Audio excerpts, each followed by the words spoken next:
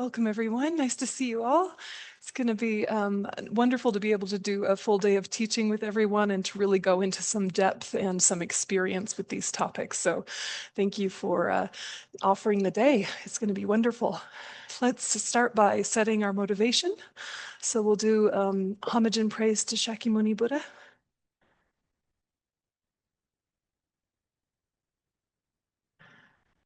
Yeah, okay, I can do share screen, that's fine. Okay. Can you all see that? Go. To the founder, the endowed, transcendent destroyer, the one gone beyond, the foe destroyer, the completely perfected, fully awakened being, perfect in knowledge and in good conduct, Sugata, knower of the world, supreme guide of human beings to be tamed, teacher of gods and human being, to you, the completely and fully awakened one, the endowed and transcendent destroyer, the glorious conqueror, the subduer from the Shakya clan, I prostrate, make offerings, and go for refuge. To the founder, the endowed, transcendent destroyer, the one gone beyond, the foe destroyer, the completely perfected, fully awakened being, perfect in knowledge and in good conduct, Sugata, knower of the world, supreme guide of human beings to be tamed, teacher of gods and human being, to you, the completely and fully awakened one, the endowed, transcendent destroyer, the glorious conqueror, the subduer from the Shakya clan, I prostrate, make offerings, and go for refuge. To the founder, the endowed, transcendent destroyer, the one gone beyond, the foe destroyer, the completely perfected, fully awakened being, perfect in knowledge and in good conduct, Sugata, knower of the world, supreme guide of human beings to be tamed, teacher of gods and human, to you, the completely and fully awakened one, the endowed transcendent destroyer, the glorious conqueror, the subduer from the Shakya clan, I prostrate, make offerings, and go for refuge. Oh, it's a whole other set of prayers. Okay. All of which are wonderful. Let's do Karma Rabbit. All right.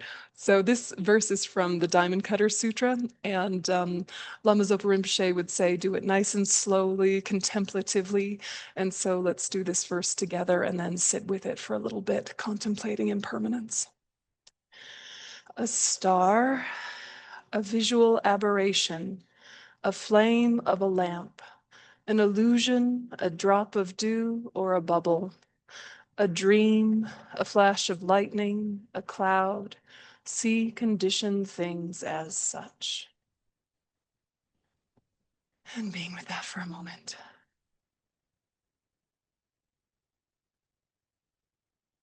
Life is like this.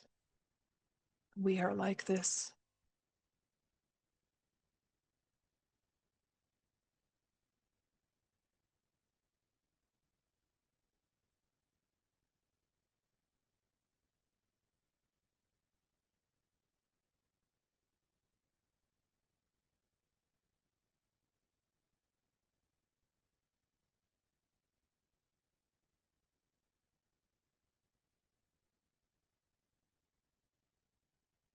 Continuing.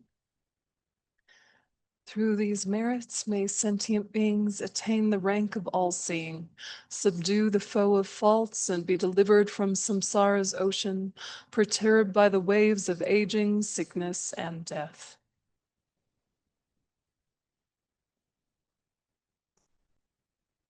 So then, thinking to request the teachings. Dramri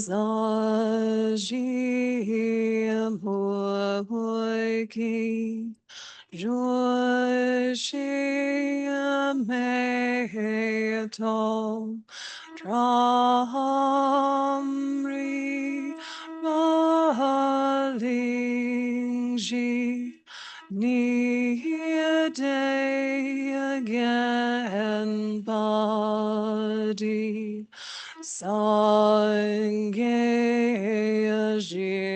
Jindu Nite Uwa Idroi Kunam Dam Jila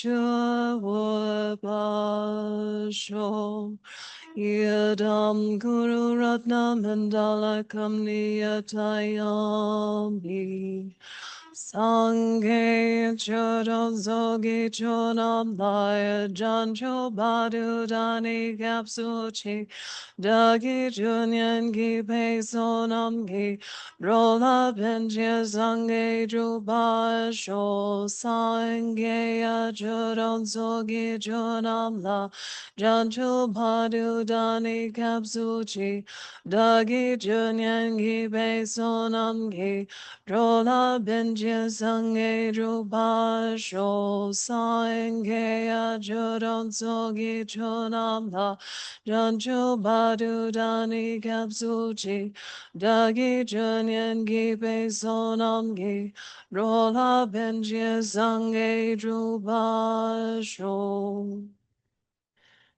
And so spend a moment letting that motivation settle.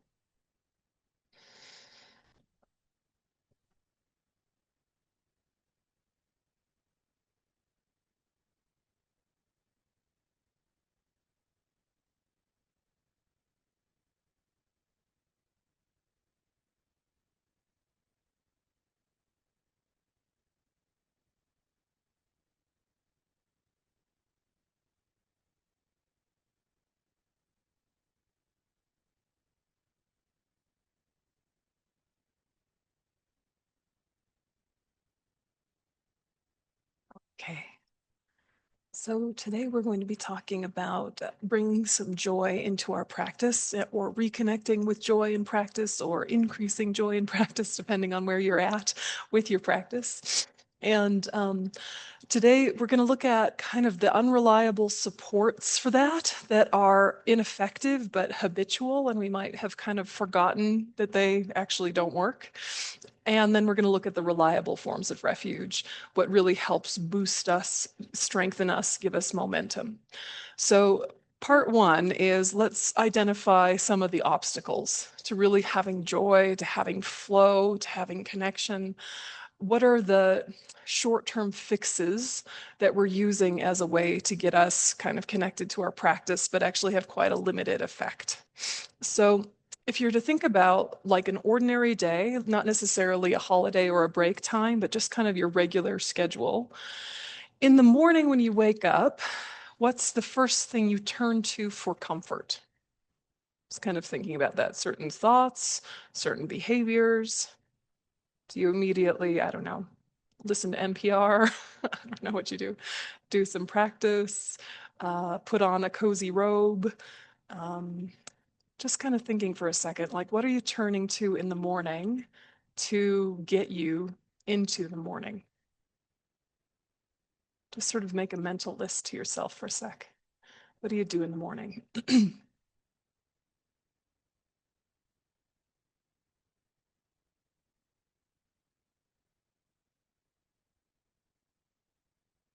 And so there's going to be some things that are involved with basic human needs, like water in, water out, right? There's going to be some things that are completely reasonable, like breakfast is good. And then there's probably some things in the morning that are maybe a time waster or maybe not. And the behavior itself is not the issue, it's the mentality you're bringing to it. So in the morning, what happens if you don't get a cup of coffee or a cup of tea or a cup of something warm and cozy? For some people, no big deal. For some people, disaster, right? No coffee, no tea. Oh my God, right? For some people in the morning, they're up and at 'em, right? They're morning people. They're ready to go. Birds are singing, sun is shining. Maybe the sun's not even out yet. Woohoo, let's go for a walk, take the dog. It's like a good time. And for other people, the morning is not a great time. It's, a time of like slowly coming into consciousness, sort of dragging your mind through mud into some sort of clarity. And that itself is not a moral issue. Okay? If you're a morning person, you're not a better person. Right? If you're an evening person, you're not a bad person. We know from science, from evolution, from basic studies that have been done on kind of humans living in a tribal society, that it's useful to have people who have different energy levels at different times of day for the health and safety of the tribe. Right? So some people being on in the morning and then fading, and then other people perking up is actually really great for the team. Yeah. So, first of all, just take out any kind of moral issue around how you are in the morning. You are not a better person if you're up and at 'em. You are not a worse person if you're not. The question becomes, what activates your heart in the morning when you first get up? Is there a phrase that you can touch base with even before you open your eyes completely? Just compassion, peace, whatever it is. Because sometimes in the morning, our first thought is, how much longer can I get myself to stay here all cozy and warm because I don't really want to get up? Or what's the first fun thing I can do to entertain myself? Yeah. And it might be that we have actually quite a good spiritual practice in the morning that we do get ourselves into. And even when you have a good routine, there can be days where it feels like a chore, or it can feels like I have to, or it's a box to check off before the day begins, as opposed to this is an essential component of a day that's of benefit to myself and others.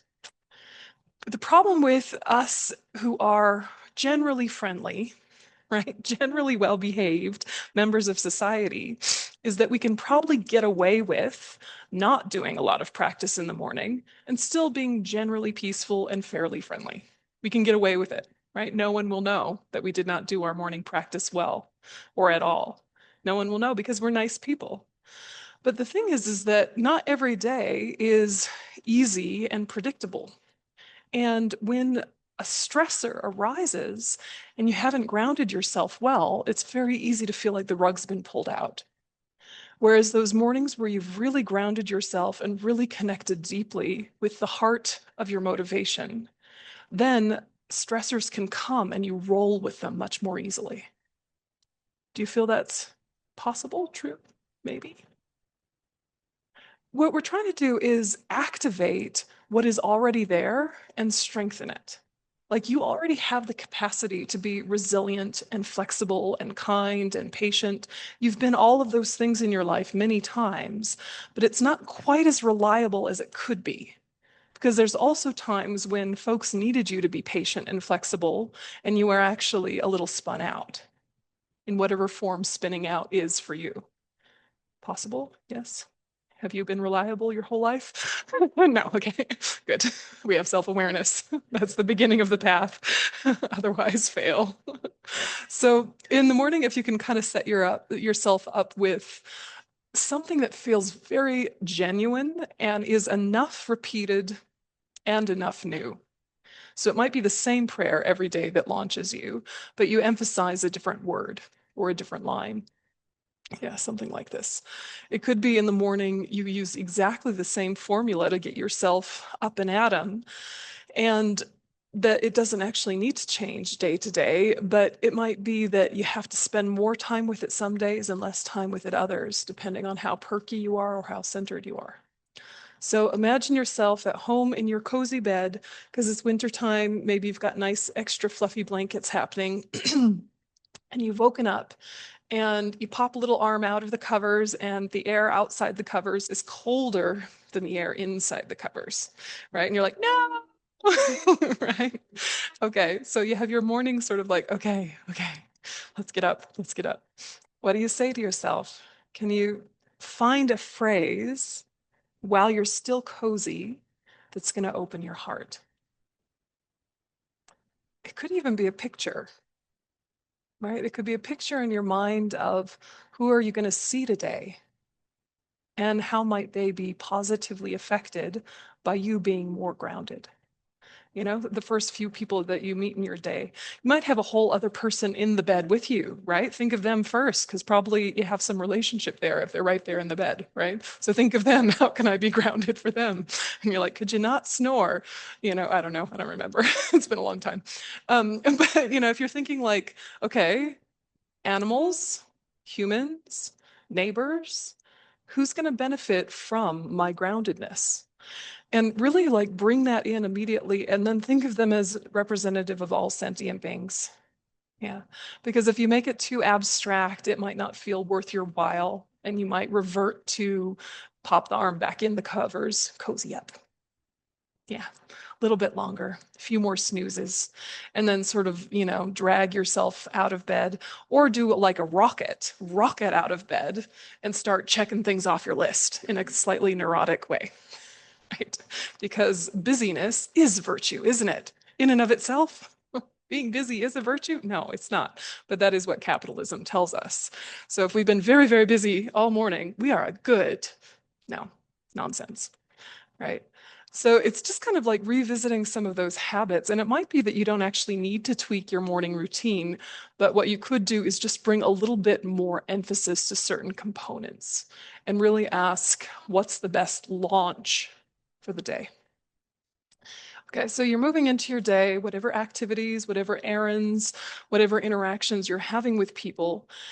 And if you're thinking about when you start to flag, when you start to get a little tired or you start to get a little stressed and you need a break, totally normal, take a break. What do you do that equals a break? Yeah, in terms of physical activities, in terms of mental activities, what is the criteria for a break? Again, might be a cup of tea, cup of coffee, cup of something. Might be sitting. So far, so good. But is there a need with it that if you don't get it, somebody's going to pay? Right. And it might just be you, right? But somebody's going to pay if you don't get your break strategy. Yeah. What mental retreats do you do? Do you kind of switch off into kind of its dissociative vagueness? Or do you fill up with quick, let's listen to something, quick, watch something, quick, read something, quick, quick, quick, quick, before I hear what I have to say to myself? This is often what we take as a break is either a complete blank out, vague out, or quick fill it. And we might even be filling it with things that are like relatively virtuous, I don't know, wholesome, I don't know, you're watching Mr. Rogers, I don't know what you do.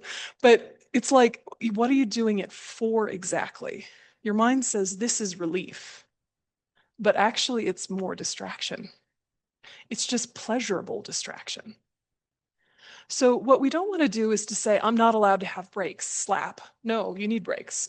Absolutely. But to ask what is actually nourishing in terms of external behaviors and internal thoughts. What actually brings a sense of nourishment? Because those days that you are happy, busy, connected, busy, you might not even need that many breaks. You might sit down, drink a glass of water, and then just get back to it, happy as can be. The hunger for break, the hunger for space is much more about the mental attitude you're bringing to the rest of your day. Do you agree? That hunger for, I need a break, I need a break. Yeah, so really just starting to become curious about your strategies for stress relief. Not judgmental. It does not work to be judgmental. Be really curious and say, of those strategies, which ones are healthy and do the trick, and which ones are actually delaying the inevitable. The inevitable being, I get to bed at the end of the day, and I've got a whole backlog of stress and unprocessed information, and now my mind is spinning and the mind is spinning before bed and you're like, I don't like it spinning before bed. Maybe I'll do more practice. I'll do it really fast. I'll do fast practice because then also I won't have to hear myself think. Yeah. Right? This can happen. People do this. They do their prayers at light speed. Yeah. Or they start watching something or they start listening to something and they hope that the cacophony of sounds and input will lull them into sleep. And then you do sleep, but you sleep unprocessed. So it's not a great sleep. And you grind your teeth, you clench your teeth, kind of sleep in an awkward position, you get a stiff neck, and you wake up and wonder why you're tired. Does this feel at all relatable sometimes, some days? Yeah. Okay, human condition. So we have different forms of this, but it's really interesting when we're looking at refuge and we're looking at having a joyful practice to not just examine the practice, but to examine the deeper sense of practice, which is what are the things we rely on the most often in order to feel connection, stress relief, etc. Because a lot of those strategies don't work, but they work a teeny tiny bit. So we take it for granted that it's a fair enough strategy. And it's a strategy that's been offered to us by society. So it just seems like this is a normal thing people do to rest. So this is what I should do. Why doesn't it work? Thoughts so far? Questions so far? Yeah, please. Oh, sorry, Mike coming.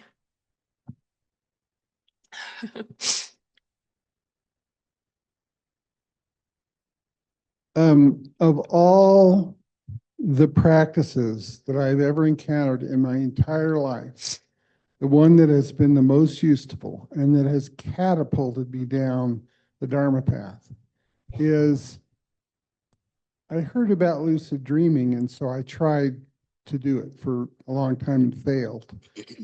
And then I tried to do it by just going from awakeness into it, and I failed. But what accidentally happened was I started meditating the second I became awake, directly from sleep into meditation. Oh my God, that has helped me so much. Gosh, I can't say how much and every single morning I don't have to discipline myself. I don't have to worry about anything. It's just like, okay, boom. And all the energy of quiet and peace of sleep just whoosh, right into the meditation. I just wanted to share that. It's a really important insight, and it can be that we overthink the transition from sleep to practice and psych ourselves out. So sometimes just roll right into practice and then gradually, bring the words that are needed, bring the depth that's needed, kind of organically can be a very excellent strategy. So I think that's a really skillful point that you've made. Some people are word refuge people, the words make them have the refuge. And some people it's much more visceral and it's much more intuitive and it's much more experiential. Or it depends on the time of day. It could be that when words are really needed is kind of in the afternoon slump. Then you need to perk yourself up with some really solid stanzas of some text that you love to wake you back up because you're having kind of a normal blood sugar crash. You're not quite as perky as you were earlier in the day. So, knowing yourself in practice is really key because you're going to hear tons of different kinds of advice. And all of it is good, but it might not be good for you or at this time in your life. So then you have to kind of wake up the inner guru that says, okay, this one is the one that I'm going to be working with for the next little bit. And then I've got all these other options, but they're options, not mandates. They're opportunities, not things I should force myself into. And you really treat it in a playful, experimental way. And then you gradually build layers into your practice this way. Other thoughts? Refuges that don't work but seem like they should. Yeah, Teresa.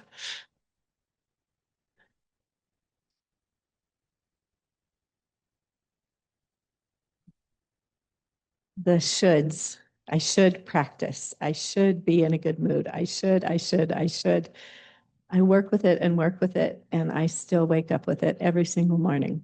Yeah. Yeah. Yeah, the psychology of should, could be a whole class in and of itself. But if in the morning it's kind of like I get to. Yeah, I get to do this kind of practice. My brain still works enough, my body still works enough. Of course, the mind is going to be full of potential and opportunities for growth from now until enlightenment. That we don't have to worry about the mind too much. But the brain is going to crap out on us, right? We're going to need a new one at some point. The body is going to fail us. We're going to need a new one at some point, some sooner than others. And so it's kind of important to be like, right, I actually have some mental power right now. I can think thoughts. I get to think thoughts, right? My body can actually support my practice for now. I may not always have physical independence, I may not always have the same wherewithal in my brain. If we're lucky enough to get old, if we're lucky enough to get old, it doesn't mean like we just magically mature. Some people do, lots of people do, but it's not inevitable. Some old people are grumpy, right? Have you met some? There are some grumpy old people. They did not get better. They got worse. Right? So it's like the quote I always quote from my mother, right? Which is that change is inevitable, but growth is optional, right? Growth is optional. So you wake up in the morning, I get to practice. I get to practice. Even imagining what if it was taken from me? What if I wasn't allowed to? What if I couldn't? For a little while, how happy you would be to get to. Do you remember during COVID and we were sort of like for a while like, well, this is scary and awkward. We don't really know what's happening. We're all trapped at home. And then we're like, okay, well, but actually it's kind of nice to be at home and not to have to deal with people. And then after a while, lonely. And then, there was like all these chapters in our lockdown, right? And then we finally got to see each other again. It was like, I get to be with people. Right? And you might be a total introvert where normally you're like, oh God, people, please no. Right? But having been deprived, then you see the benefit again. So sometimes you can do that reverse psychology and say, what if I wasn't allowed to? What if I wasn't allowed to have deep thoughts? What if I was only allowed to have superficial, worldly thoughts? What if I'd never come across any kind of spiritual path? What if I'd had no conditions in my life for growth? Imagine who I'd be. I get to do this. How fortunate we are. Yeah, that we have the sort of circumstances where we have freedom to pursue knowledge and wisdom and depth. It's amazing. So, you don't want to like give yourself that punishing attitude like there are starving kids in Africa, eat all your food on your plate. Not that. You want to have the like, I get to, and it's temporary. Because even if the country stays safe-ish, soundish, with opportunities for freedom, we're still going to get older, right? And what's going to stick is the stuff that's habitual. Yeah, the good and the bad. So right now it's very much about conscious habit creation because we want to think that we'll default to our best patterns. We won't. We'll default to our most habitual patterns, which might be our good ones or might not. And you might have this secret inner life of judgment, resentment, depression, and anxiety, but on the surface be sweet as pie. And everyone thinks you're sweet as pie. And then you get Alzheimer's and rage erupts. This is, I mean, for me, this is my like deepest fear is that at the end of my life, I will hurt people unintentionally. That's my deepest fear. I don't want to hurt people unintentionally because I haven't trained my mind to love patience. If I'm forcing patience, there's going to be a part of me that has an inner rebellion, right? I have to love my practices as I repeat them. Otherwise, as I lose mental clarity, I won't be able to default into the person I want to be for others. So you kind of like scare yourself with your impending dementia. Right? It's helpful. Like we're always trying to scare ourselves with impending death, but prior to that, impending dementia. And I mean, like most people towards the end lose their cookies, you know? And some of them are lovely despite having lost their cookies. Right? My great aunt Susie had no idea who she was talking to, but she was so nice, right? And you would tell her stuff and she'd be like, "Oh, that's lovely, dear. That's lovely, dear. What's your name?" I'd be like, "You've known me my whole life." And then the next person, "Oh, that's lovely, dear. Tell me more. How's your family? How's it going?" And like you would have no idea she didn't know who you are until you prodded a little deeper. But she had this genuine care for others. It was so beautiful, even while her memory was completely gone. It was remarkable. So, it's not like we have to be magic holy beings for the right habits to be the ones that are entrenched. We just need to be a little bit intentional about it. So if you're force feeding yourself your ideals, you will have an inner rebellion about your ideals. Yeah, a good person does this, a good person does that. No, I get to be loving. I get to be loving. I get to be compassionate. I get to train in focus and mindfulness. I get to. How wonderful it is. So however phrases in your mind, make it feel not sort of cheesy or not kind of superficial, what really touches the depth of your core values. Yeah, the things that have always been true, regardless of your religious beliefs or your spiritual beliefs. There's some things that have always been true, probably, about loving people, about caring for people. And then the Dharma, or whatever your spiritual path is, deepens that, reinforces that, and gives you stability with it and joy with it. Yeah, so when we're talking about unreliable refuges, what we're really talking about is the teachings on the 8 worldly concerns. So they're limited forms of refuge that lead to more suffering. So they're preoccupations, they're habits, they're concerns, and basically they're pairs of hope and fear that are neurotic hope and fear. It's kind of panicked hope and fear. Like, I hope this happens. I hope this happens. I hope that doesn't happen. I hope that doesn't happen. And there's a real push and pull, agitated feeling to them. And there are strategies for short-term comfort that have short-term benefit.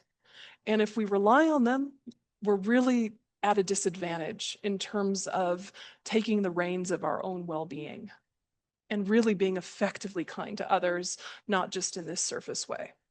So when you're looking at your own unfortunate patterns, you can look at this first pair. So how much of the day are you hoping, craving, attached to happiness, comfort, and pleasure?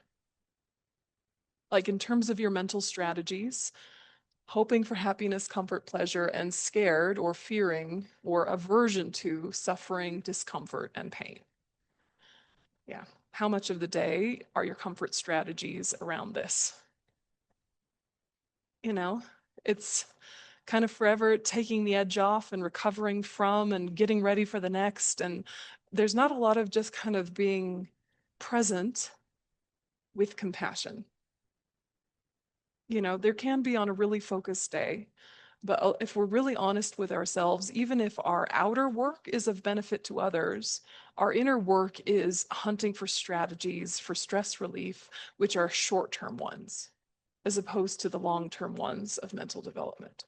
So you're not beating yourself up for being motivated this way, but it is useful to be quite kind of confronted for a moment and realize, oh, that's not just today, that's been my whole life. Right? Have a moment of like, I've had flickers of altruism, but mostly this has been the main plan. Yeah. Getting entertained, avoiding being bored. Right? We talk about, pleasure, pain. That makes it sound a little bit too clinical or something. A lot of the time, we're just trying to be entertained and trying not to be bored.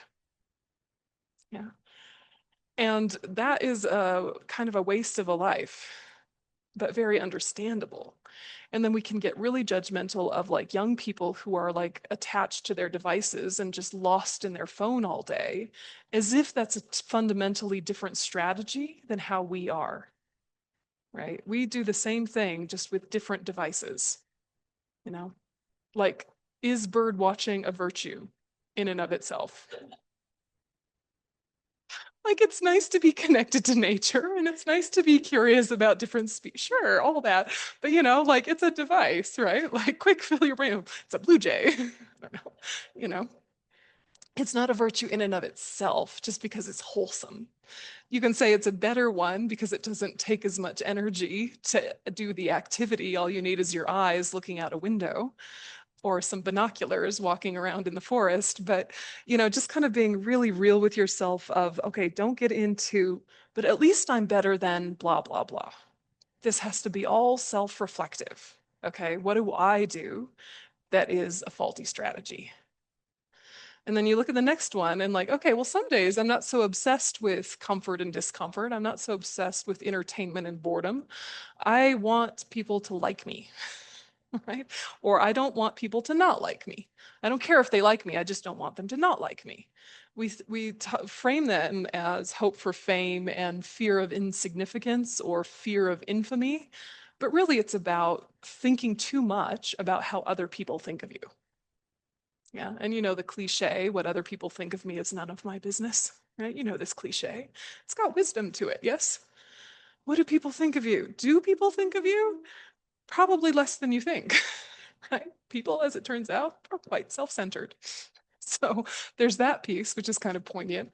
But the other piece is, why do we care about what people think of us? To what end? Because of course there's a logical version of reputation care, which is if people know that I'm competent in this or this area, then I can be useful to them. So it's good that they know that I can do this or that. So that's useful. But what's not useful is this kind of obsession with status. And, do my friends think I'm the smart one? Do my friends think I'm the insightful one? Do my friends think I'm the kind and generous one? Having to be the one becomes this whole ego trap, which doesn't seem like a big deal until someone threatens your position. Yeah? What if you have this friend group and then there's a new friend or an old friend with a new skill set who's challenging your position? They're actually a little more generous than you. They're a little nicer than you. They're more reliable than you. But I'm the one who's the nice one. I'm the one who's the generous one. See how it immediately sets up conflict, sets up stress. If you're worried about what people think of you, there's some real ego involved there. So that steals your peace. That really steals your peace. And I think we don't examine that enough in how we see ourselves in our family, how we see ourselves in our friend group, how we see ourselves at work, of how much we want to be thought of as the one who, dot, dot, dot. I'm the one who, dot, dot, dot. I'm the one who looks after someone who's sick, dot, dot, dot. Those are all fine and good things, but as soon as they become identity, then there's competition, then there's friction, then there's conflict. Do you know what I'm saying? So it's not like getting rid of good common sense about, be nice to people so they know they can rely on you. That's good, do that. But it's when you get that kind of positioning of I'm the one who is competent. Know that about me. Yes. And then you start to perform it, whether it's genuine or not. And that's icky. Yes. Then we have the verbal version of this, which is hoping for praise, fear of blame. Really, it's wanting to be validated. You do a good thing, it's a good thing, but you're kind of hunting for appreciation. And there can be this part of you that thinks, I don't need that much validation. I just want someone to notice. I want someone to notice I weeded the garden. I want someone to notice I took out the trash. And when you have that neediness, it will never be filled. Someone might actually say exactly what you always wanted them to say. And you'll say, what else though? Who else thinks so? Yeah. It's really fascinating when we crave validation. Getting validation, wanting validation, all of that is human and natural. What we're talking about is this hunger that really disrupts peace. So if you're wanting someone to praise you, you're going to be mad if you don't get it or sad if you don't get it. And those seem like very basic emotions, very unsophisticated emotions. I'll be mad or I'll be sad. But yeah, that is kind of how we are. Yeah. And then if someone criticizes you, you immediately think they are bad or you are bad, rather than, was that just an observation that might be useful? Right? Did they just make a point that's actually quite valid? Or did they say a mean thing because they're suffering and it has nothing to do with me? We don't often hear criticism cleanly. We immediately go into, I'm being attacked. And what a gift it is if you're the sort of person who people can give feedback to, who people don't have to walk on eggshells around, who can say, hey, can you not do that one thing? And you go, oh, sorry about that. Okay. And you just move on. Like, how nice it is to have friends like that. But we all have people in our life who you can imagine saying one small thing to them and them just erupting in resentment and defensiveness, whatever. Do we examine that we might be that friend? Can we be criticized? Do we have enough space to hear what's going on with the words, not over-identification with them? So if you're spending the whole day trying to navigate other people's responses, it's a trap, isn't it? And this is often what we're trying to do with our friendships and with our family, is trying to navigate responses and manipulate responses and get people to say and do the version of them we like. We are making these people in our life who we care about into these objects to give us entertainment, fulfillment, safety, etc. All of which is very normal, and we could go deeper. We could have a much deeper life if we stopped objectifying people in this way. So just kind of sitting with how much of the day or how much of a conversation is spent trying to get people to go, wow, you are amazing. Wow, you did do a good thing. Or trying to avoid them noticing, oh, that was a bit dodgy. You know, again, it can be a bit of a cringe. The last kind of limited form of refuge that we do is this one, which can have a lot of layers. It's this hope for gain or acquisition and fear of loss or deprivation. So this can relate to people, possessions, or status, and wanting and not wanting to lose. Yeah, wanting this person to be close or to be this version, or wanting this thing, this stuff, or wanting this status or this situation. We can get really attached to situation. So I hope I gain this kind of situation, like the home renovation. I hope the home renovation happens. And if you really put all your eggs in one basket of, I'll be happy when the bathroom has a shower, you know, like we get all this, we get these funny plans in our head, or I'll be happy when I really finish that herb garden in my backyard. When that herb garden is going well, we're done. The house is done, we're set. Then we'll be happy, then we'll enjoy it. We have these like funny little plots, these funny little plans in our head of I'll be happy when, or I'll be happier when. And there will always be something. You know, why do we have this illusion that there's stability possible? Has our life so far shown stability? Some kinds, you know, there's some people that you know will like be there for you. There's some things about life that are fairly reliable, but even one house in 5 years, can you say, well, for 5 years, nothing will go wrong? There will be no clogged toilet. There will be no stopped up sink. There will be no door falling off a hinge. There will be no need for repainting. Of course not. We would never say that. And yet there's this part of us that is so annoyed when there's maintenance, right? And there's part of us so annoyed when there needs to be maintenance in friendships. Like, why can't I just take it for granted that you will always hang out with me, like me, blah, blah, blah? I don't need to check on you. I don't need to ask about you. You should just do the thing, you know, that I like you to do. Do that one. So we have this illusion that some sort of stability, fundamental stability, is possible for people, relationships, for possessions, for status, for situations. We have this illusion that we can get it all together. And if you have a really well organized stock portfolio and a really good retirement plan and a 501k, are those the numbers we say? I don't know. If you have a really set financial situation, and you have a really set housing situation, and you're really working hard on your marriage, and you're really checking in with your kids, and you're checking all the lists, you could get it all together and then be at peace. And then right now you're like, okay, I've got it almost together, but there's always this piece over here is rumbling. I need to check on that child. Okay, rumbling, rumbling. They're fine now. Oh, the backyard. Oh, there, that's fine. You know, and you're just kind of spinning plates all your life. And to what end?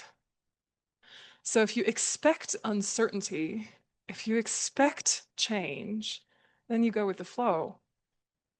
You're not so disrupted. Do you understand? But a lot of our limited refuges are trying to get a stability that is just not possible. If it was possible, maybe it'd be some argument for it, but it just isn't. People will leave us, people will die, people will misunderstand us. And people will be lovely and come into our life, and all sorts of good things will happen also, but we're just in this kind of like fixed thing. We want these patterns that we can just bank on. And that kind of refuge is disempowering, because the real refuge comes from the mental habits you create that protect you from suffering, that keep your heart open. That is what you can rely on, is the patterns you create in your mind intentionally, because the outside world is not, you can't count on it. Yeah. And so if you can sit with that a little bit, it's scary, but it's also kind of freeing. Because there might be some part of us that really felt like we're the one who just can't get our act together, or we're the one who just can't get things organized the right way. Everyone else has it all together. They don't. They don't. So the fact that you never totally get it all together is to be expected. Let it go. Free up some mental space. Focus on something else. Thoughts on these? Thoughts on these? What does it bring up for you when you look at this list?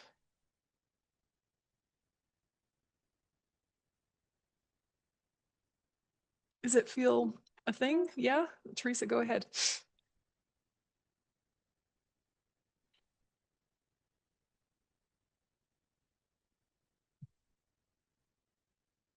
Hate to keep harping on shoulds, but seems to be the theme of my life. So, I spent a lot of time in solitary retreat and I was so happy and I was such a good person because there was no one around. Yeah. And so I think what I struggle with the most is like, what is wrong with me? Honestly. Yeah, I thought I had it all together and apparently I don't. Yeah, when there's no one to bug us, right? And the thing about retreat is that it's a time to concentrate that inner power with fewer distractions so that then you go back out in the world and you are less negatively affected by external conditions. If you start to think how I am in retreat is how I am, then of course you're going to be disappointed constantly, you know? So even like a weekend retreat, the first day you're kind of getting organized, getting settled, there's logistics, then you finally get yourself to your cushion, you do a good session, it feels maybe a little scattered, you're thinking about too many things, you're letting go of what came before. And then the next day, okay, we're getting there. We're getting in there. We're getting some depth. We're getting some connection. And then a few more sessions. Some peace. Yeah, okay. Right, my practice, the things that I love. And then a few more sessions. Excellent, excellent. And then the next day, kind of easing out of retreat, seeing the people. You got a good couple of hours in you of being real friendly. Right? Couple hours being real peaceful. And then probably after lunch, you're like, grr, right? Because we set ourselves up with such unfair expectations, you know? Yeah, please. Will you pass the mic over to this gentleman? The gentleman is Ferdy. Thank you. I just realized that each of those pairs, it hit me from a different side that all of those are the illusion of an existing independent identity.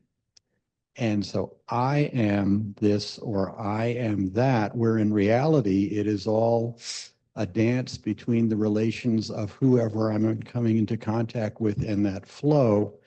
And that despite efforts at releasing it or developing the thoughts, it's like the tide. Yeah. And it's always moving and it's always changing. And the possibility of letting go of that identity, these things become like warning lights or indicators. Yeah. So even if I'm feeling great about, oh, it's going the way I like it, that's still a connection or an attachment to something that is not real. So thank you for helping me see that from behind. Yeah, and well spotted. Well spotted. There's so many teachings like impermanence, equanimity, the 8 worldly concerns, which have a very immediate everyday application that has good logic right away. And then you sit with them a little longer and you realize they're pointing you to wisdom. And that's the benefit of repeating the concept again and again, is you realize, okay, there's the very cool surface work I can do, which is incredibly useful, but the longer I sit with it, the longer I realize all the trouble stems from seeing the I or the self in an incorrect way. Yeah, having this innate ignorance that projects qualities above and beyond what are actually there in terms of myself and others, and create this illusion of separateness. And because of this illusion of separateness, I'm trying to bring some things closer and push some things further. and hold on to some people and get rid of others. And all of this push and pull would be as logical as pushing and pulling on your different limbs, being like, I like this hand better, come closer. It's already attached to you. I don't like this hand, get away. It's already attached to you. This is the way we are with humanity. It's like we are not the same, but we are infinitely interconnected. So all of this push and pull is like arguing with your own limbs, right? Which is absurd and we would never do. But it seems perfectly reasonable because of our innate ignorance to do that with other people and to do that with objects and possessions and situations. So bringing the wisdom side into it is really skillful. Yeah. So if you're newer to this list, you can kind of make it into simple. Just pick one of these bullet points. Basically, most of the day, your stress relief refuges or problematic types of refuge is boiling down to you're falling into attachment clinging or aversion pushing, or just push pull, push pull, push pull. Too much, not enough, too much, not enough, all day. This is too much, this is not enough. Yeah. Or chasing or running. Right. So just pick one of these bullet points. And you can kind of notice it in terms of the inner experience of your thought patterns without even needing to label any of the 8 worldly concerns. You're just like, what's going on for me right now? Is it feeling like something's too much or not enough? And if it's too much or not enough, is it just kind of a practical observation and I need to pace myself? Or have I brought in an affliction and I've really given myself over to belief in illusions? Because if it's practical, no worries, sit down, drink some water. But it's often so much more than that. And we're just kind of building castles made of sand and sad when the waves come. Okay. So here's another way of looking at that list. Let's do a little reflection with these. So just get yourself into a meditation posture and atmosphere, and we'll do some analytical meditation to bring these ideas home.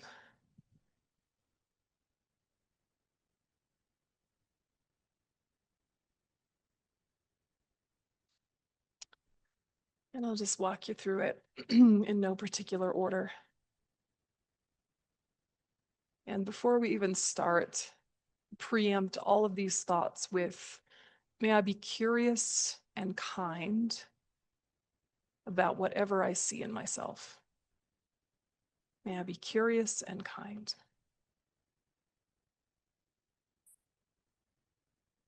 An advanced level, may I even have a sense of humor about it and laugh off the absurdity of these habitual patterns. Because we're all like this. It's only the details that differ. May I see the absurdity of the human existence and let go of the traps.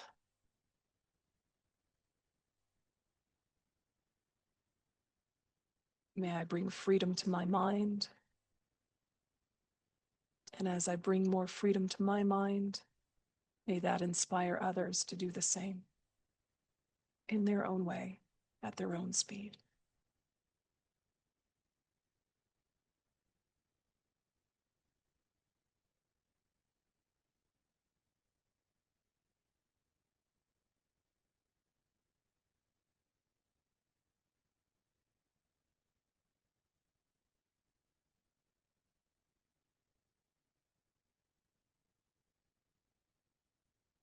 And so first, let's look at our problematic relationship to comfort and discomfort.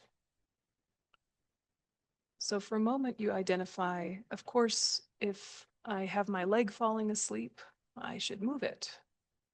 Or if my eyes are dry, I could add some drops.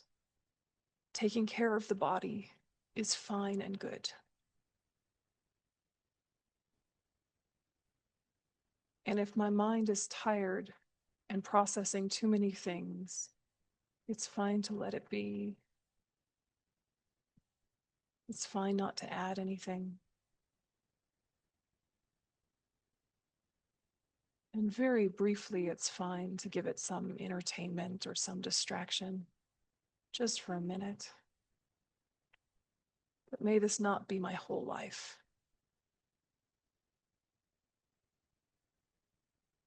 So acknowledging that there are healthy forms of trying to achieve comfort and avoid discomfort. Really look at the problematic ones. When it's not about adding a cushion, it's about a constant fidget, adjustment and adjustment and adjustment.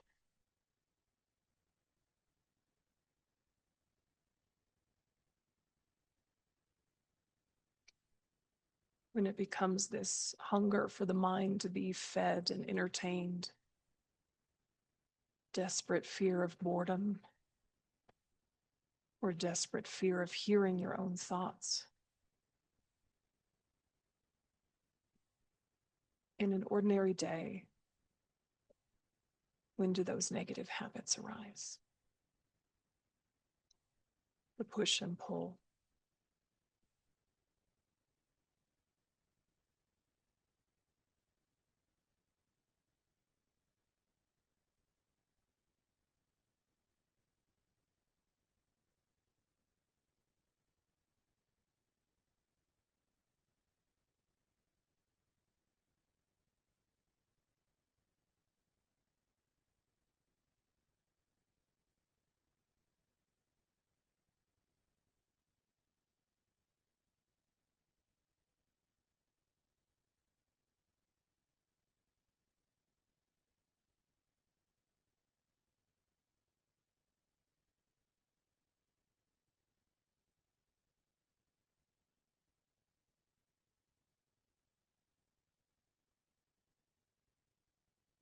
And it might be that it starts as the healthy version, and then it gets on a roll. So you notice you're a little thirsty. Get yourself a glass of water, drink it. But then you want more and better and more entertaining beverages.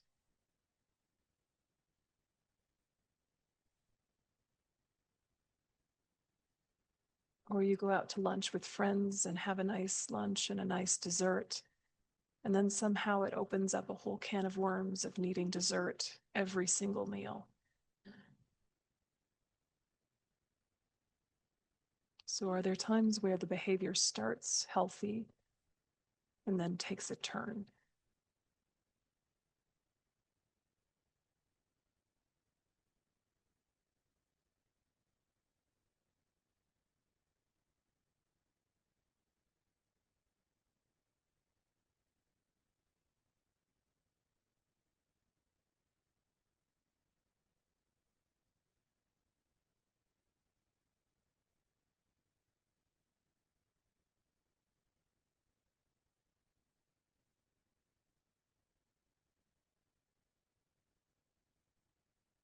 Are there certain words or phrases that you say to yourself that give permission for the short-term fix, distracting from the depth of practice?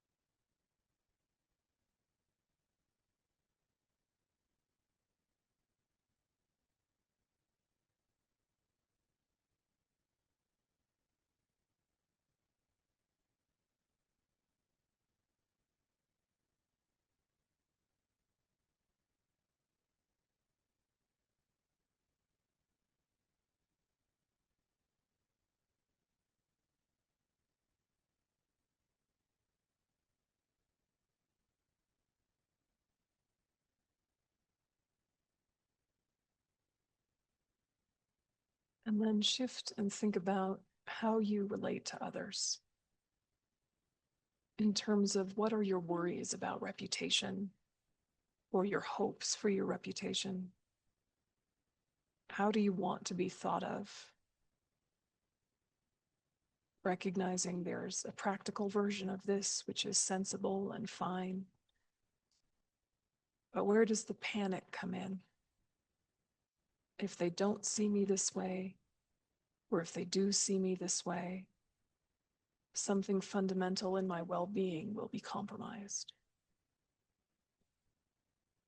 Where do we overemphasize reputation? What does it look like for you individually?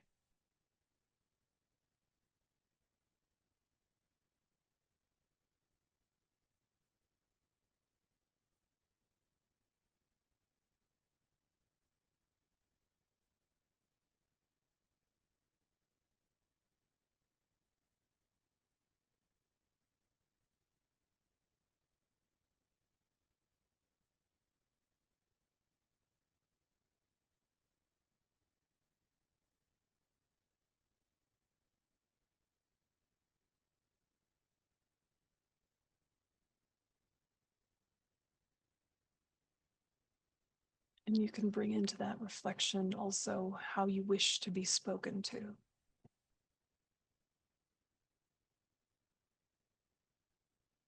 Where do you get anxious? Where do you get aggressive? Wanting to be spoken to a certain specific way. Becoming really agitated if you're spoken to a different way. Just explore that whole umbrella of relationships. Where do attachment and aversion take hold?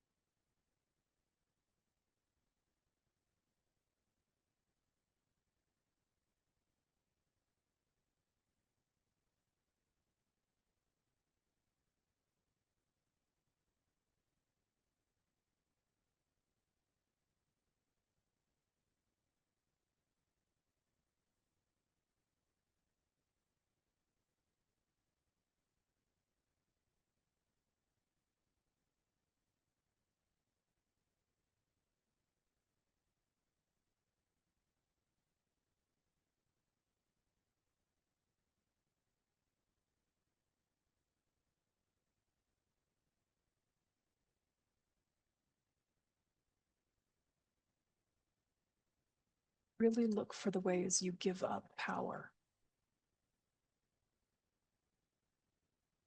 by needing to be seen certain ways or spoken to certain ways.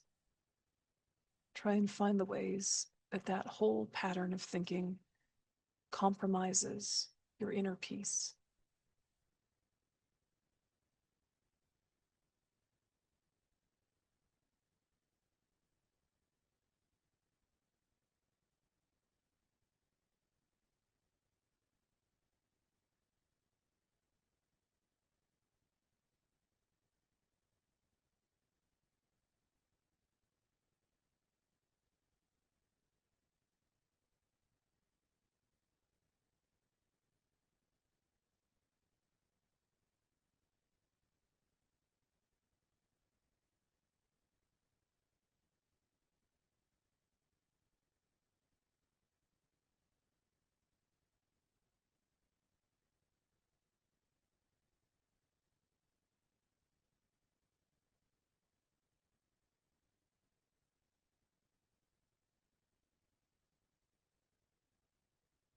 And then very gently and non-judgmentally, notice how self-centered all of that is.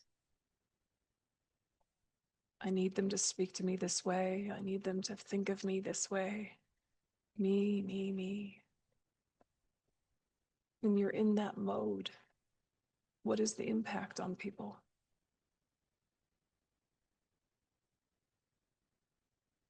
When you're in that self-centeredness, do you notice what they might need? Do you notice the support they could use? The reassurance, the care?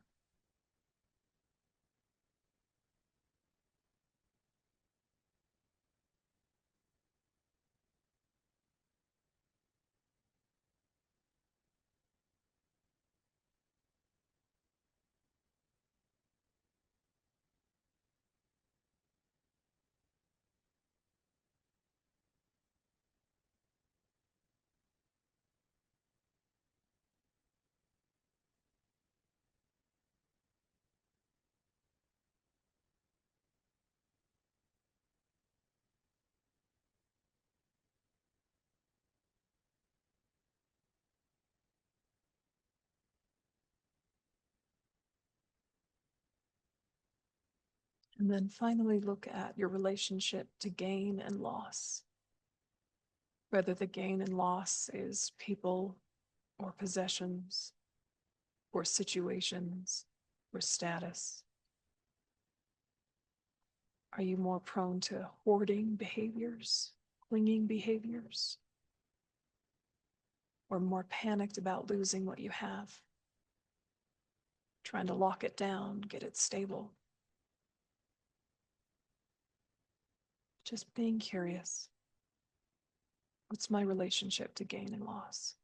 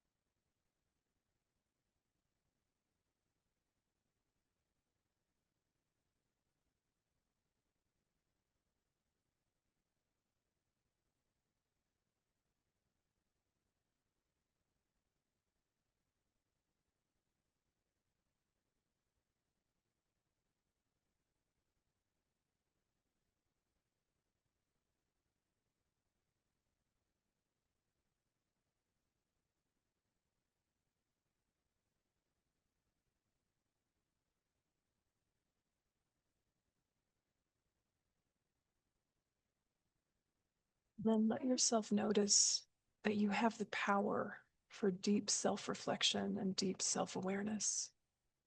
And that itself can unlock all these negative patterns. By noticing them, you can break the spell. By recognizing the faults in logic, your solid logic reasserts itself.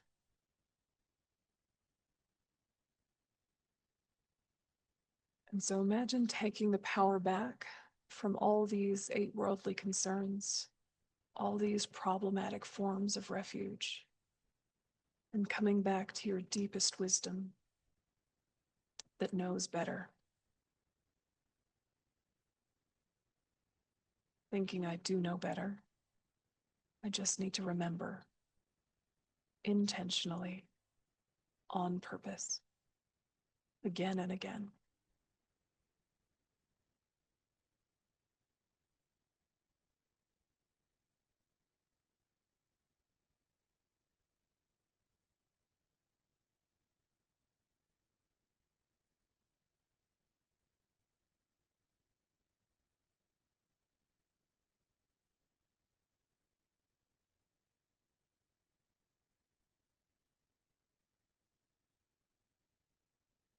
And then gradually relax your attention and shift out of meditation.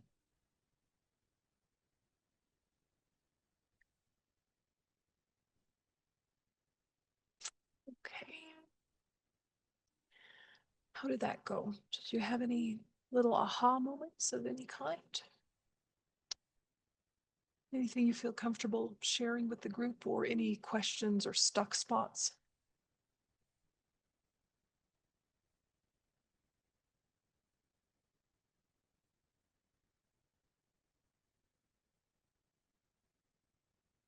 Yeah, please.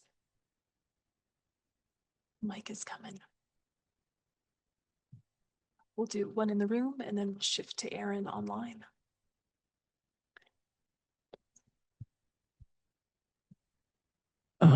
You saying that we have the power to deep self-reflection, and that the awareness can dispel. That really hit home for me, because this morning I was thinking about just the constant unconscious, like, grasping for safety throughout my day Yeah. and life and everything, trying to create something that is safe, that Yeah. is In a kind of permanent. abstract way. Yeah. Yeah, that can never be that way. And looking to the outside world, right? Manipulation can, like, how can I line things up to make either me safe from others, or Yeah. whatever that is. So and I was really thinking, like, I know that's the karmic imprints that are, like, even though I'm constantly positing there's no self and deeply delving into that, it's still Nevertheless. trying to create the self, Yeah. in this structure. So anyways, that just brought some relief, as far as, because I'm like, I don't know how to change the imprint, even it's going, even though I know it's not. And it's so the awareness, and thank you so much for that. Yeah. Yeah, absolutely. It's this new skill of not taking our wisdom for granted, because there's so many things that we know already. We have a whole life that we've lived. We have a whole set of wisdom. We have all sorts of life experiences, and then we forget the lesson. We take it for granted that the lesson's stuck. And so meditation so much is about revisiting the wisdom that you have and bringing it forefront. And it gives you such confidence, because you're like, oh, right, I do know better. I just forgot. I just forgot. I do know better. And you come back to it, and you come back to it intentionally and purposefully, and it goes deeper and deeper. And then you get rewired, and the spell is broken in so many other ways. And you start having kind of everyday life hacks where you're like, am I safe enough? Rather than like some sort of fundamental safety, which is kind of this amorphous, what would that even be or look like? Or you start having a hack that says, who wants to be safe? And then you immediately going into your wisdom meditation. So your method meditation can just be as simple as, all right, it's a little cold. Let's put on a jacket. Moving on, right?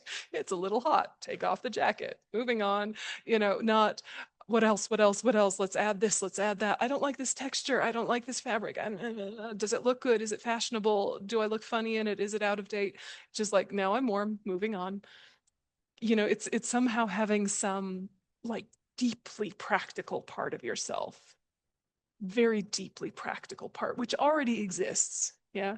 It just loses clarity under the influence of all these other worldly habits.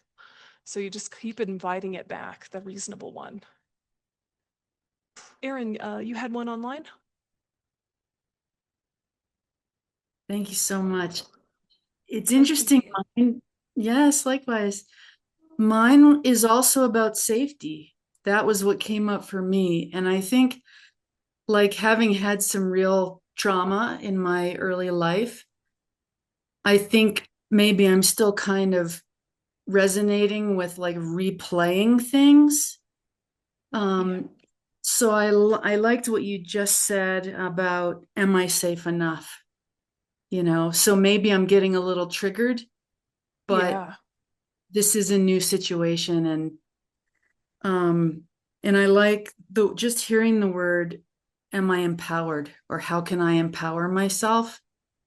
That makes me feel really happy, because I think I also have maybe that habit of, like, oh, how am I a victim here? Yeah. Yeah. So Yeah. thanks. And if any other thoughts? Yeah. Yeah, thank you for that. And it is really important, because sometimes there's just kind of like an everyday amount of suffering that we're navigating. But then sometimes there is some real trauma stuff that kind of supersedes all of it. And we have to kind of be kind to ourselves about it. And, you know, if you've had trauma in your past, you might have a habit of hypervigilance, right? You're like monitoring the perimeter at all times. Where are the exits? You know, and to tell yourself just shut it down, it's not skillful. You can't just do that. You have to kind of say, okay, that was something that really saved me and really helped me. And right now it's a little overactive, but it's not stupid or bad, and it's not even impractical. It really served me, but right now it's overactive. So, what is an intermediate step where I go, I know where the exits are, I know where the safe people are, I know where my safe places are, just do, touching base with the safety that you do have, and then knowing, okay, of the unpredictable things, can I make peace with them? Or is my nervous system too agitated and I need to change my plan for the day? And you really become strategic about it rather than judgmental towards yourself or suppressing that. You become just a lot more objective and think, okay, yeah, this is coming up. Of course it does.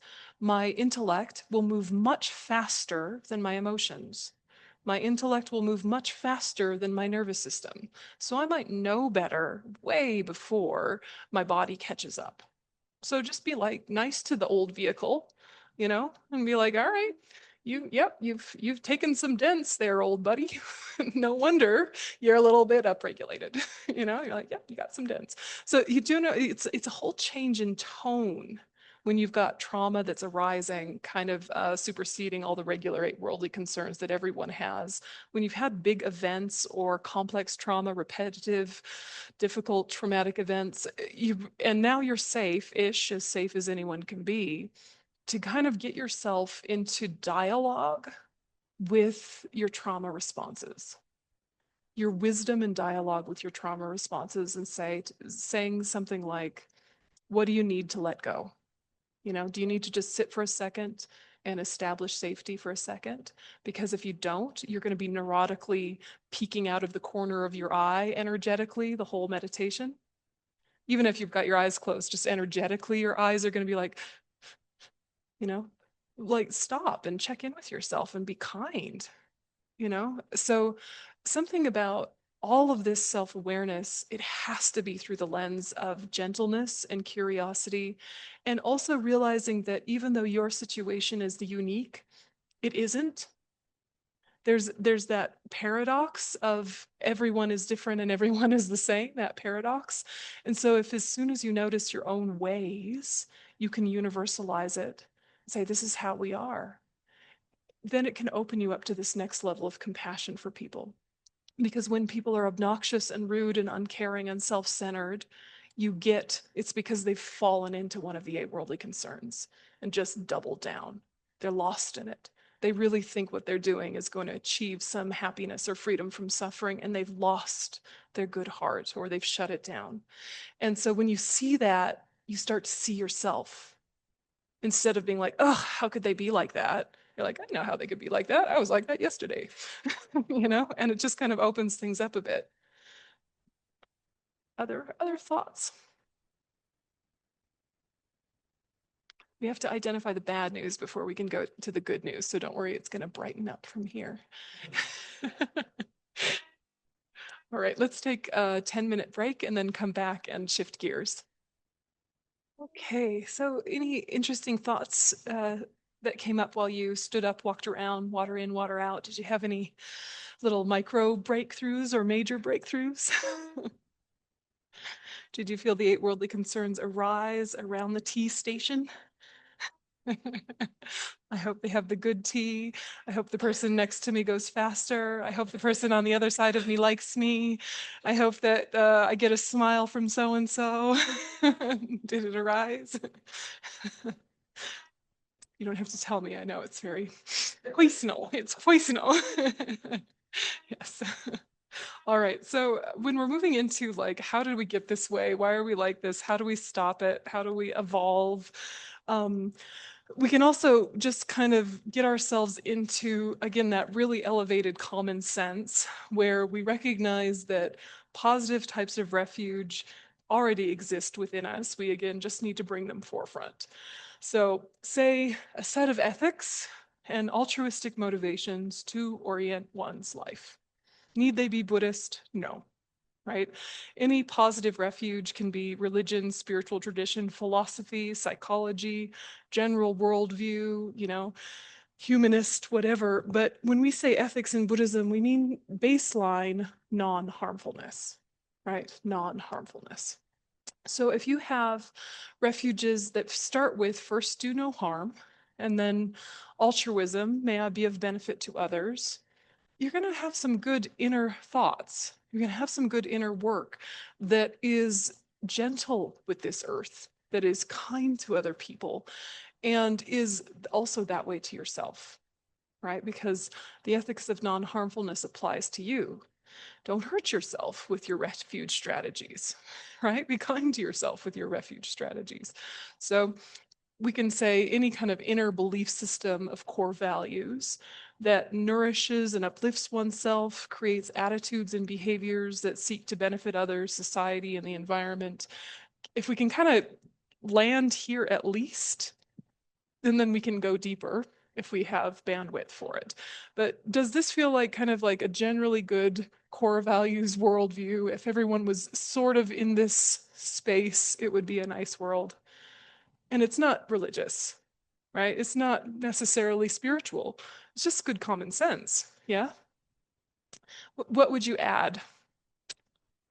Yeah. Oh, the mic. Incoming.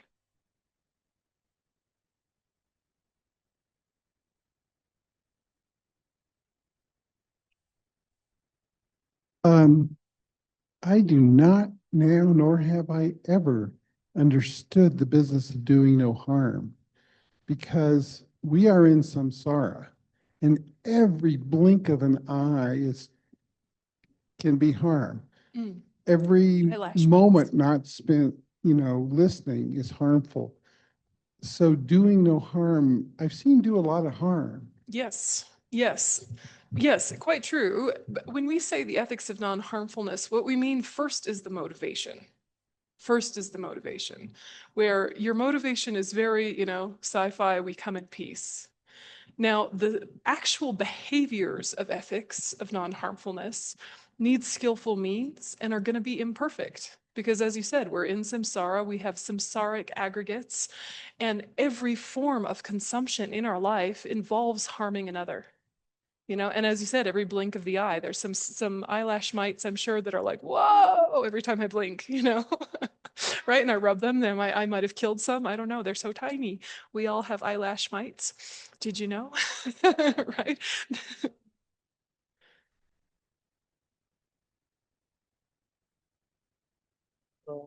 Into their own private hell because you blinked your eye. Exactly, exactly. You cannot control the impact of your blinking on others, right? I mean, I can try not to like over blink in a like sort of like a coquettish way. I don't even know how to do it if I tried. Just look like I've got an eyelash in there. But like we can do our best with the information we have. And so when we say the ethics of non-harmfulness, it means taking responsibility to try, knowing you will not be perfect, knowing you cannot control impact. So controlling impact, that sort of plan is going to just doom you to failure. Because as you said, you cannot control what happens with other people, and you have a samsaric aggregates, and so you're going to be always hurting things. You have the most perfect food, organic, fair trade, free range, heirloom tomatoes, all the words we like, right? What are all the words we like? BPA free, I don't know all the words. Anyway, we have the food with all the words, and it's on the plate, and we eat a reasonable portion, in a sustainable, mindful way at a good speed with gratitude. Okay, we did all the things, right? Still, someone had to transport the food, someone had to grow the food, still there was harvesting of the food, there was beings harmed, right? There is no avoiding beings being harmed. And so is our practice living up to the resources we use? It might not actually, and that's very humbling. I take that kind of feeling of, am I living up to the resources I'm consuming as kind of a bit of a nudge to level up, but also a way of really feeling like maybe not, but let me try. Let me try to kind of be worth all these resources that go into me. Because, you know, just living, just breathing in whatever mites and microbes, you know, whether they have sentience or not is a debatable point, but probably some of them do.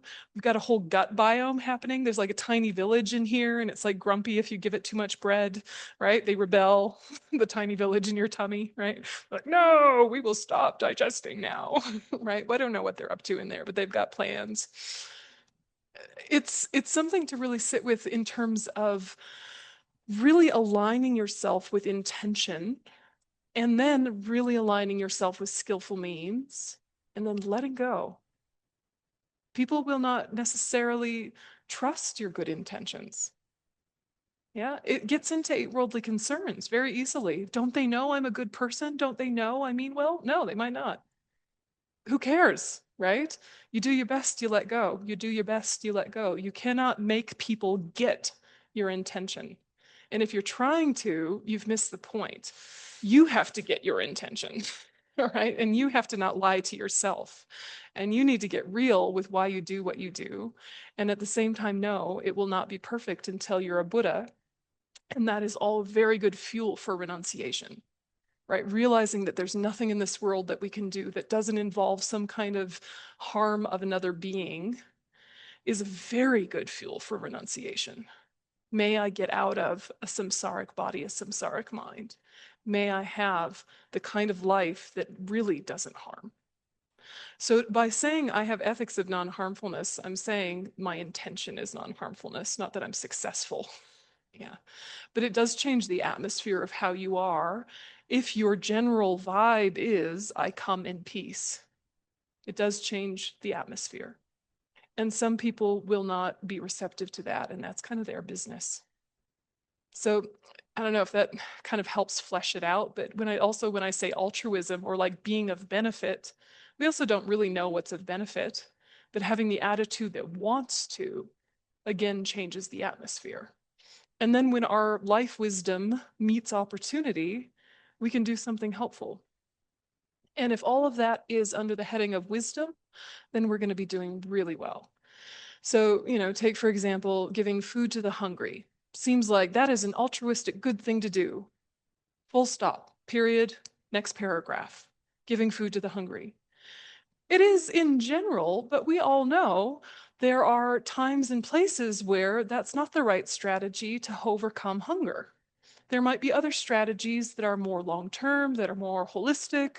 I don't know, what's the organization that says, give a man a fish, he eats for a day, teach a man to fish, he eats for a lifetime, let's not fish, let's do grain. Anyway, we're vegetarian, but you know what I'm talking about, right? You know, but I mean, you know, we know that, yes, generally speaking, give food to the hungry, and also terms and conditions always apply.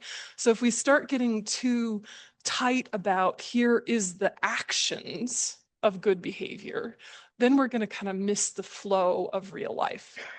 So that's why we really just work on the motivation and then hope the actions flow with as best skillful means as possible.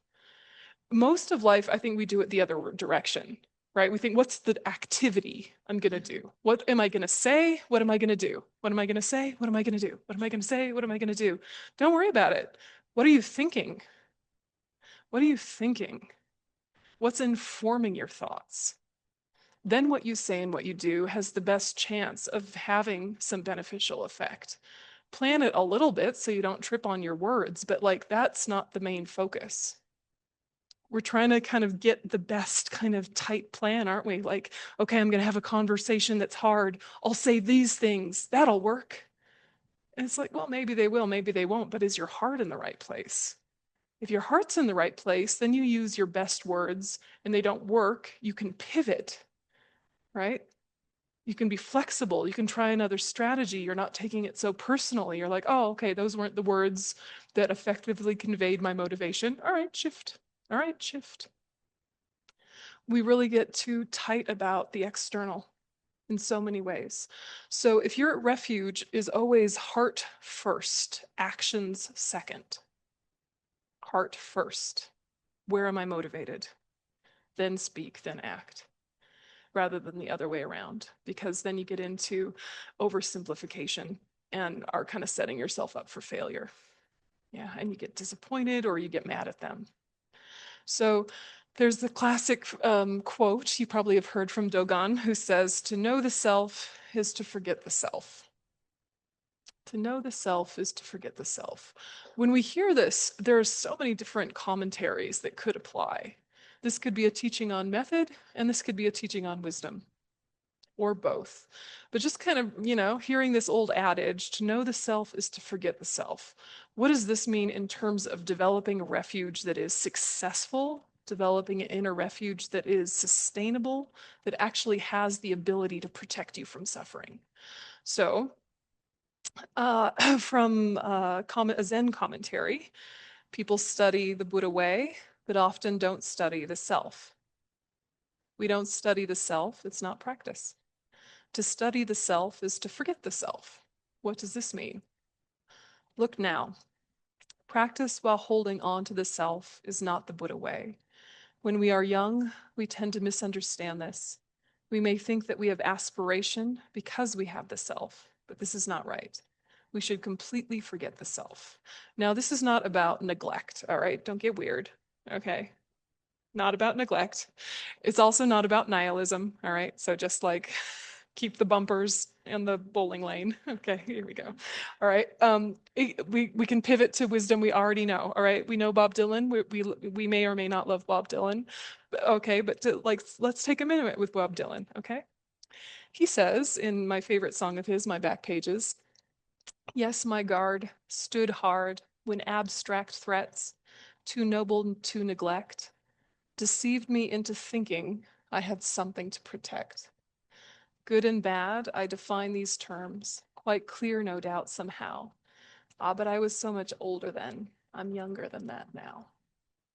So the commentary to Bob Dylan, whether intended or unintended, zooming in on the part highlighted in green, is to really think that a lot of the worldly concerns are about protecting something that doesn't need to be protected.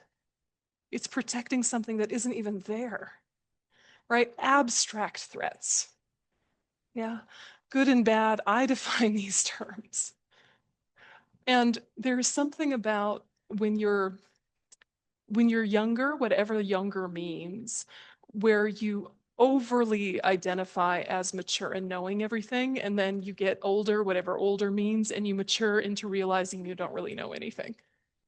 Do you know this stage? And it happens, I'm sure, many times over the course of a lifetime. But think of perhaps when you were a very earnest young person, very earnest and black and white. This is good, this is bad. All the adults are full of crap. They don't understand. They're all full of hypocrisy and inconsistencies. I know the way. Do you remember being somehow an earnest youth at some point? I don't know. We were probably all earnest youths at some point. And the truths we found then are possibly still true now, but there's a lot more nuance as you mature, isn't there? There's a lot more nuance, a lot more shades of gray, a lot more variation and context that you bring to the same wisdom that might have been your young person's wisdom. And yet, that flexibility that comes with a thought maturing over time can help you let down your guard. Yeah, letting down the guard, letting down the shield, letting down the false protection, because the thing you're trying to protect is the thing that's never been there. The self that feels like it needs a moat dug around it is the false self, is the pretender. Yeah, there is a self, but not that one. Yeah, not that one. The self that does exist is just that which is merely labeled on the collection of parts, merely labeled on the body and mind. But the body, it was given to you by others, mother and father, changing, changing, changing. Mind, it's the substantial cause of mind is the previous moment of mind, the previous moment of mind, the previous moment of mind. Yeah, continuum from beginningless time until now, influenced by countless things. So we can say I, generally speaking here, but as soon as you point to any one portion as self, you're exaggerating the story. Yes. You with me? Like you can say, This is a hand, right? And everyone's like, yeah, it's a hand. You're what? Duh. But where is the hand? Point. That's the palm. Point. That's the middle finger. Point. That's the pinky finger. Anything you point to is not the hand, but there's still a hand there, merely labeled on the collection of parts, yes? There's a basis for labeling hand, just like there's a basis for labeling self, but all those parts are not the thing. And so when we're looking at to know the self is to forget the self, there's so many different angles that we can play with here, but realizing that the 8 worldly concerns are born from an illusion about self. And then as soon as you double down and believe this is me, then of course that me, that false me, has all sorts of needs and wants and hopes and fears that appear a lot more rational than they actually are. So if you want to jump to the depths of all of this, you kind of have to go to the wisdom side. But we'll start with the method side because it's a little bit more accessible. Tomorrow we're doing the Heart Sutra. Spoiler alert. Okay. Okay. So Venerable Pema Chodron gives a commentary to this famous saying. So to know yourself is to forget yourself. This is to say, when we make friends with ourselves, we no longer have to be so self-involved. It's a curious twist. Making friends with ourselves is a way of not being so self-involved anymore. Then Dogen goes on to say, to forget yourself is to become enlightened by all things. When we are not so self-involved, we begin to realize that the world is speaking to us all of the time. Every plant, every tree, every animal, every person, every car, every airplane is speaking to us, teaching us, awakening us. And I would add, if we are listening, if we take the lesson. So, there's a philosophical question here of, are we being flooded with lessons and given lessons by the great beyond and the divine? And are we being taught this and taught that? Or could we adopt the attitude that we choose to learn from anything? That anything could be made a lesson if we are empowered enough to make it so. Then we're not like looking for blessings and salvation. We're saying, I can make wisdom out of any event. I have that power. You have that power. And that is a very empowered way of living in the world. And so if you can kind of think, all right, how do I increase self-awareness, but stop being so self-involved? Right? It's just a shift in the way of mindfulness. Because what can happen is that you increase your mindfulness and it can increase your self-centeredness. It can, right? You can become more, quote, self-aware and then more neurotic, because what you find is really like, wow, I have a lot of weird thinking. I got a lot of weird activity. I had no idea, had not really registered the weirdness of me. Oh no, who else knows? Quick, so that's a normal stage. It's quite a normal stage, but you have this moment of kind of clarity about how silly you are, and then this next step of, oh no, who else knows? Probably most of the people in your life. It's the cat's out of the bag. Let it go. Right? You're not going to save face at this point. And if you were to say to your best friend, did you know I'm actually really neurotic about ... Your best friend would be like, yeah, I know. I've known for years, and I'm very happy that you finally have become aware of that. But yes, all of us, we've had talks about it. There's been family meetings. We know. Yeah. So if you can have this next step, then that goes, okay, I've finally noticed. Now let's not double down on identity and try and justify how I got this way and excuse how I got this way. I will never get to the bottom of it. Right? I could go through all my ancestral lineage, I could go through all my cultural influences, and I would still not get to the bottom of why you're weird this particular way. There's too many details. It does help to know, yes, grumpy parent A or withholding parent B had an influence on current behaviors. That's useful. A bit of psychology is not going to go awry, but don't fall into the trap of thinking you can get to the bottom of it, because you have to get to the bottom of existence, which is beginningless. Yeah. So, take the edge off and be like, probably I got this way because of ignorance. Haha, shortcut. Done. Save years of therapy. It was ignorance, right? So you sit with that and you go, okay, and I'm not alone. All of us are silly in unique and not so unique ways because of this ignorance about the self. Good thing I finally caught some of the problem areas.